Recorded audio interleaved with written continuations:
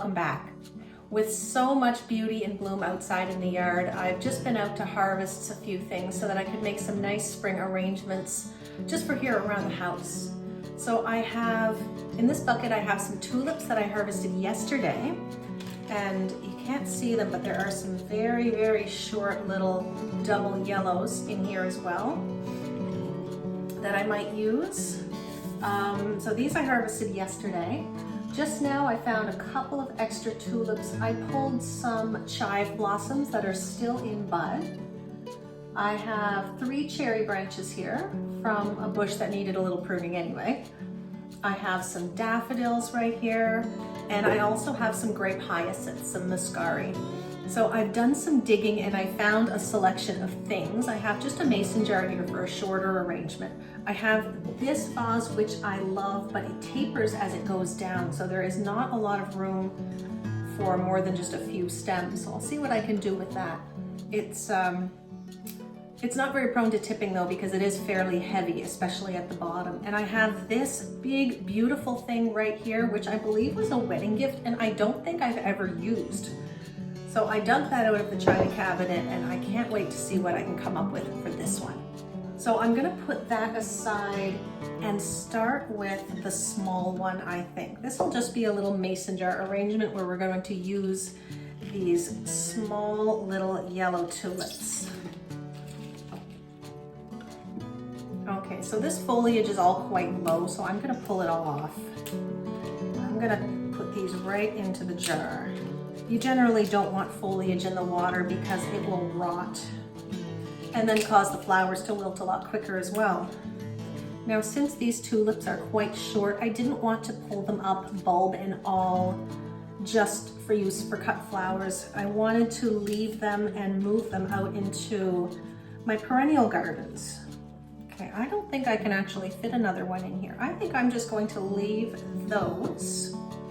Now let's use some of these as well. Now, grape hyacinths tend to be fairly short plants, but you might be able to see the bottoms of these stems are actually white. When I went to harvest them, I didn't cut them off, but I reached down, held them at the base of the plant, and pulled instead. And then I got about 2 inches more of stem that would have been buried below the ground. So you can use this. However, I think I'm going to trim them.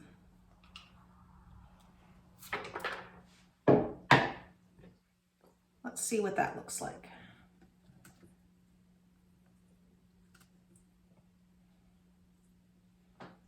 I always love the combination of purple and yellow. I think I might leave that just like that. If this jar was an inch or 2 shorter, it would be perfect, but I'm just using what I have around the house. So these are double tulips, and they are going to open up quite a bit more. So I might even toss in a couple more of these if the tulips really take up a lot more space. But I think I'm happy with that for now. This is just gonna go on my desk in the music room.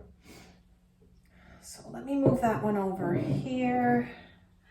And what should we do next? I think we're gonna do the big one next. I'm excited for this one. There we go. These are likely going to need to be cut. Yeah.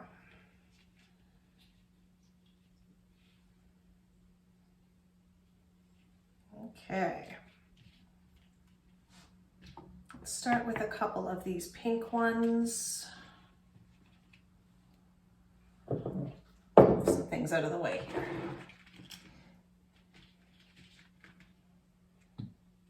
That one's definitely too tall. Let's cut that one down.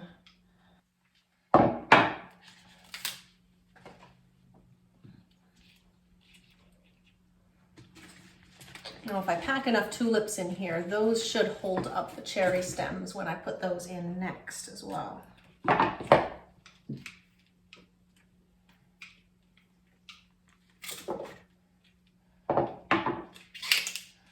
So this bucket of tulips here that I picked yesterday has been in my cold back porch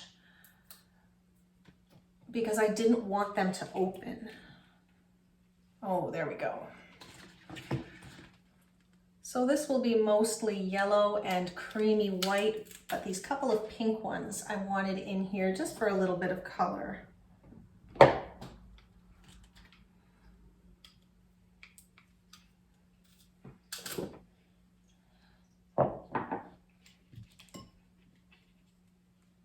There, I like how that's turning out already.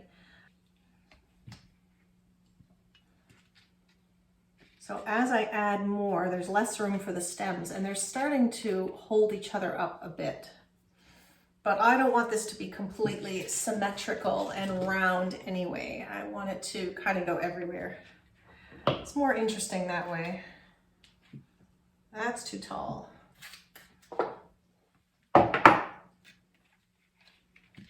Now at this point, I think I'm going to add some daffodils. And here's the tricky part, is that I don't want to cut the stems on these because daffodils will exude a sap that can cause other flowers to wilt more quickly. So I'm going to leave these just as they are and just fit them in. And the ones that are too tall, I'm not going to leave. So they've been all by themselves in that jar. And they'll just peek through. Oh, this small one is a scented daffodil. It's gorgeous. And daffodils tend not to last as long as tulips. They don't quite have as long of a vase life, but that's all right. I can easily swap these out if the tulips are still going strong when they fade.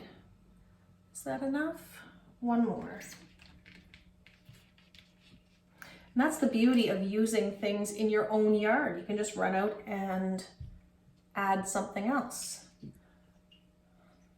Okay, trying to keep in mind that these tulips are going to open and take up much more of this space. So it's a lot of green, but I like it. I'm gonna pop some of these grape hyacinths in next.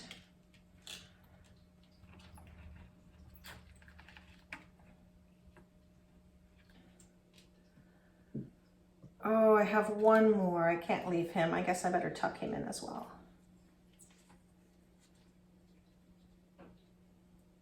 Okay, and I'm going to stick the cherry branches in last.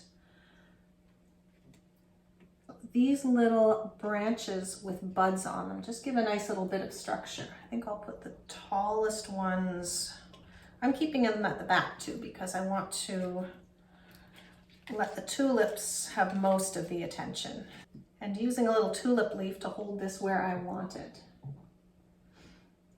Now you can ball up some extra wire and stick them in the bottom of a vase like this to hold everything, but this is working fairly well.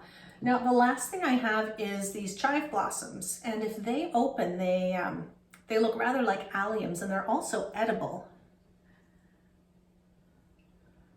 I'm not sure if they'll open at this stage, but I thought I'd give it a try. I'm just gonna pop 3 of them in. Oh, it's getting harder to reach in here.